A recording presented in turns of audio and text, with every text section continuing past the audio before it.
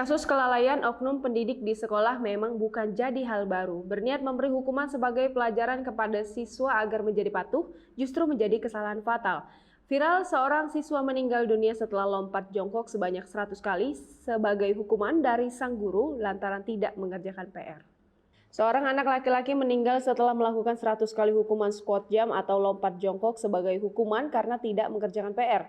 Menurut laporan, hingga kini pihak sekolah telah meminta maaf kepada keluarga dan mengatakan mereka bertanggung jawab atas kematian tersebut. Melansir dari The Nation Thailand, Kamis 10 September 2020, anak laki-laki berusia 13 tahun asal Thailand itu awalnya sakit selama sekitar seminggu dan bahkan diperiksa di rumah sakit sebelum kembali ke sekolah Kamis lalu. Setibanya di sekolah pada hari Kamis 3 September, bocah tersebut tidak mengerjakan tugas rumah yang diberikan kepadanya. Meskipun siswa laki-laki itu dalam keadaan sakit, namun guru tetap menghukum siswa tersebut karena tidak mengerjakan PR dan memaksanya melakukan 100 kali lompat jongkok. Pada hari Jumat 4 September 2020, bocah itu sakit lagi dan disarankan untuk beristirahat di tempat tidur oleh orang tuanya. Namun dia tidak bangun keesokan paginya. Dokter mengatakan anak laki-laki itu meninggal dalam tidurnya sekitar jam 3 pagi karena kerusakan jantung.